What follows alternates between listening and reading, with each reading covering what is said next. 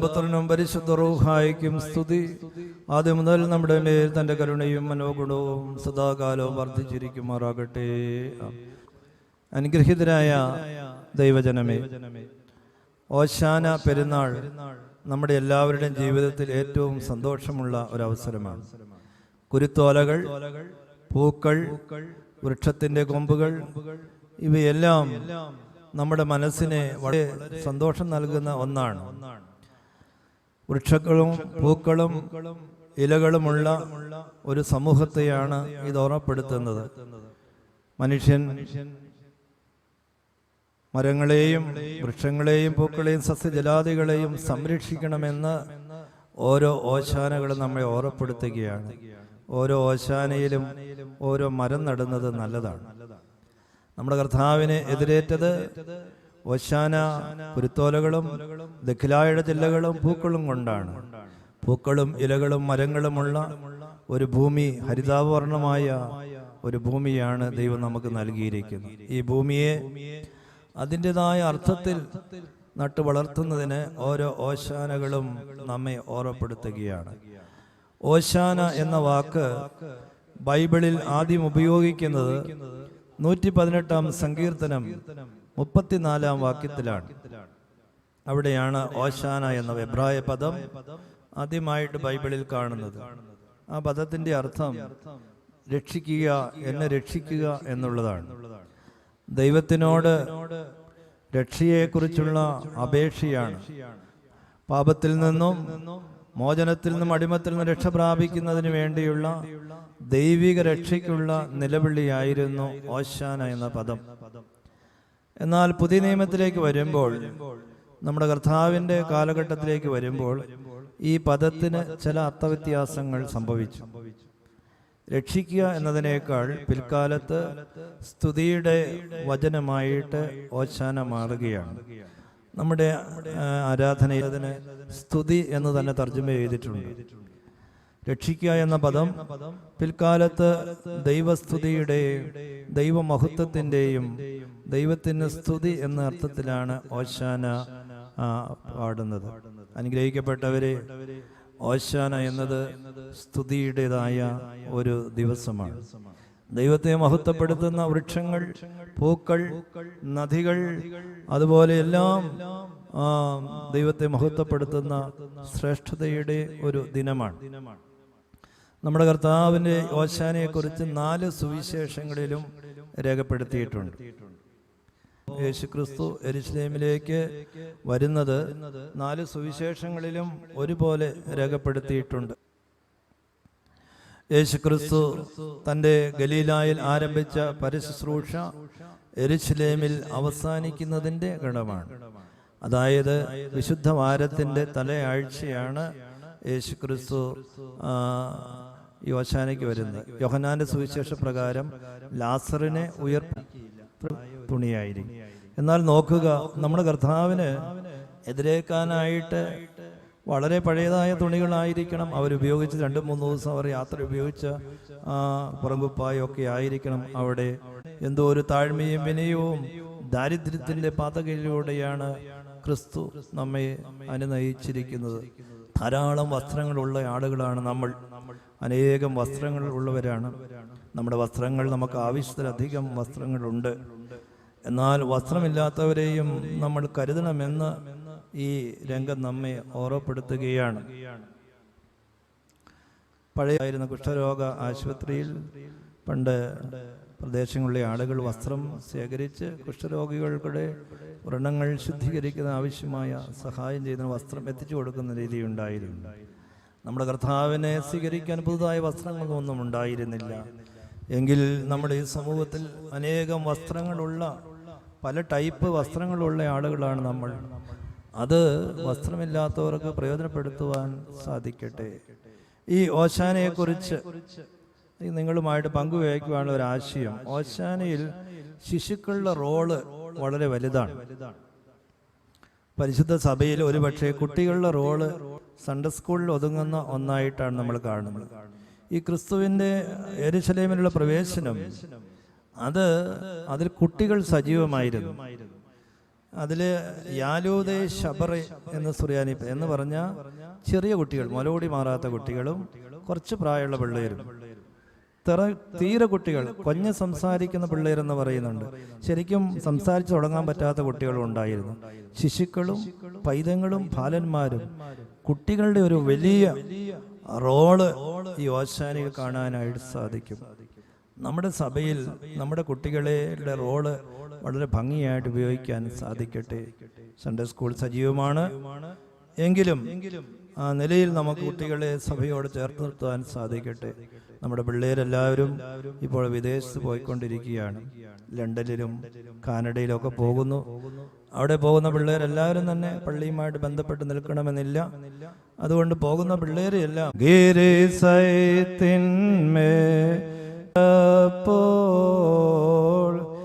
ഈ കർത്താവിനെ കണ്ടപ്പോൾ പിള്ളേര് കല്ലെറിഞ്ഞില്ല. അവരെന്ത് ചെയ്തു? കല്ലുകൾ കൈവിട്ടൊലുവീൻ കൊമ്പേന്തി ഇസ്രായേൽ ദ്രപതി ശാന്തി സ്വാഗതമെന്നുച്ചത്തിൽ പാടി. കയ്യിലുള്ള എല്ലാ കല്ലും അവരപ്പം താഴെയിട്ടു. സത്യത്തിൽ അവരെറിയാൻ വേണ്ടി പ്ലാൻ ചെയ്തതായിരുന്നു. കല്ലിലെല്ലാം മെറ്റലുകളും താഴെയിട്ടു.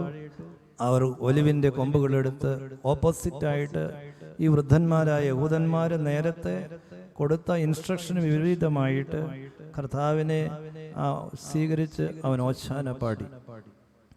ഈ കുട്ടികൾ നമ്മെ ഓർമ്മപ്പെടുത്തുന്നത്, ഈ പാട്ട് ഒത്തിരി അർത്ഥമുള്ള പാട്ടാണ്. നിങ്ങൾ അനേകം പ്രാവശ്യം പാടി. നമ്മുടെ ഗീതങ്ങളെല്ലാം 1000 സുവിശേഷ പ്രസംഗങ്ങളാണ്. ഈ കുട്ടികളെ നമ്മൾ ഓർമ്മപ്പെടുത്തുന്നത് സമ്മർദ്ദങ്ങൾക്ക് വിധേയപ്പെടാത്തതായ കുട്ടികൾ. ശരിക്കും പിള്ളേര് പറഞ്ഞു കൊടുത്ത പോലെ ചെയ്യേണ്ടതാണ്. കാരണവന്മാർ പറഞ്ഞ കാര്യങ്ങളൊക്കെ അവരുടെ ഒരു വലിയ സമൂഹം, കുട്ടികൾക്ക് അന്ന് വലിയ സ്വാതന്ത്ര്യമൊന്നും ഉണ്ടായിരുന്നില്ലെങ്കിലും ആ സമൂഹത്തിൻ്റെ സമ്മർദ്ദങ്ങൾക്ക് വിധേയപ്പെടാതെ നേരെ ഓപ്പോസിറ്റായിട്ടൊരു സ്റ്റാൻഡ് കുട്ടികൾ എടുക്കുകയാണ്. അനുഗ്രഹിക്കപ്പെട്ടവരെ, ഈ ശിശുക്കൾ നമുക്ക് നൽകുന്ന വലിയൊരു സന്ദേശം. നമ്മൾ സമ്മർദ്ദങ്ങൾക്ക് വിധേയപ്പെടരുത്. തിന്മകൾ ചെയ്യുവാനുള്ള സമ്മർദ്ദങ്ങൾക്ക് അത് ഒത്തിരി അനേകമായിട്ടുണ്ട്. ഇന്നത്തെ ആധുനിക കാലഘട്ടത്തിൽ നമ്മുടെ ജീവിതത്തിൽ ഒത്തിരി ടെംപ്റ്റേഷൻസ്, സമ്മർദ്ദങ്ങൾ, പ്രഷർ, അതുപോലെ ടെൻഷനൊക്കെ ഉണ്ടാകും. ചെയ്യണ്ട എന്ന് വിചാരിക്കുന്ന കാര്യങ്ങൾ ചെയ്യുവാനുള്ള ഒരു സമ്മർദ്ദം നമ്മുടെ ജീവിതത്തിലുണ്ടാകും. സമൂഹം ഒത്തിരി സമ്മർദ്ദങ്ങൾ നമ്മളെ ഏൽപ്പിക്കുന്നു. എന്നാൽ തിന്മയിലേക്കുള്ള ആ വഴിയിൽ നിന്നും അതുപോലുള്ള സമ്മർദ്ദങ്ങൾക്കോ നിർദ്ദേശങ്ങൾക്കോ പതാഴാതെ നന്മ ചെയ്ത ശിശുക്കൾ. ഈ ലോകത്ത് നാം ജീവിക്കുമ്പോൾ, നാം കടന്നു പോകുമ്പോൾ ഈ കാര്യം ഓർമ്മയുണ്ടായിരിക്കട്ടെ. പാപം ചെയ്യുവാൻ ഏതെങ്കിലും വിധത്തിൽ ആരെങ്കിലും പ്രേരിപ്പിക്കുകയോ അതിന് കൂട്ടുകൂടുകയോ സമ്മർദ്ദത്തിലാക്കുകയോ ക്ഷണിക്കുകയോ ചെയ്താൽ കുട്ടികൾ കല്ലുകൾ കൈവിട്ടതുപോലെ ആ പാപത്തിൻ്റെ എല്ലാ സ്വഭാവങ്ങളെയും കൈവിടുവാൻ ആഹ്വാനം ഈ കുട്ടികൾ നമുക്ക് നൽകുകയാണ്. രണ്ടാമത് ഈ കുട്ടികൾ നൽകുന്ന രണ്ടാമത്തെ ഒരു വലിയ സന്ദേശം എന്ന് പറയുന്നത്, ഈ കുട്ടികൾ ഒരു കടം അവിടെ തീർക്കുകയാണ്. ആ കടത്തെക്കുറിച്ച് നാം പാടുന്നെങ്ങനെയാണ്? വൃദ്ധന്മാർ തൻ കടഭാരത്തെ വീട്ടിയുവാക്കൾ യോഗ്യമതേകം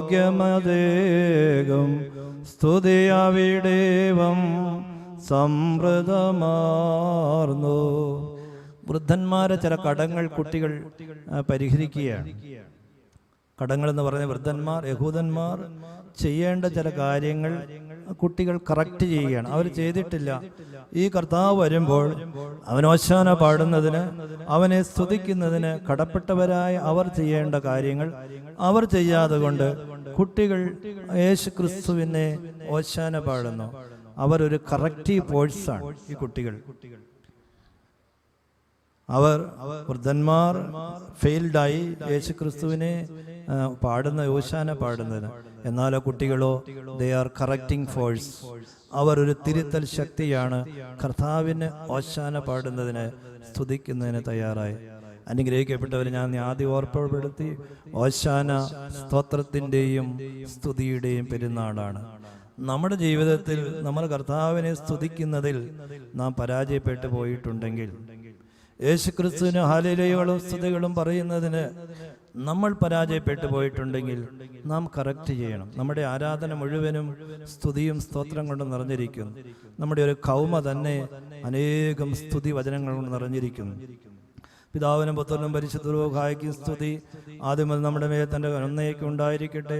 തൻ്റെ സ്തുതികളാൽ ആകാശവും നിറഞ്ഞിരിക്കുന്ന ബലവാനായ ദൈവം തമ്പുരാൻ പരിശുദ്ധൻ പരിശുദ്ധൻ പരിശുദ്ധൻ. ഉയരങ്ങളിൽ സ്തുതി.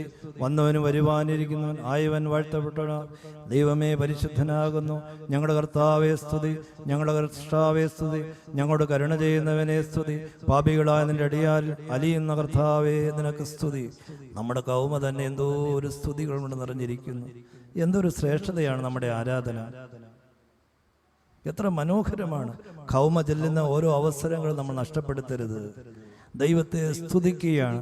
ഒരു കൗമയിൽ എത്ര പ്രാവശ്യം സ്തുതിക്കുന്നു എന്ന് നിങ്ങൾ വീട്ടിൽ പോയി ഒന്ന് എണ്ണിക്കൊണ്ടുവരിക. ഈസ്റ്റർ കഴിയുമ്പോൾ ഞാനത് ചോദിക്കാം.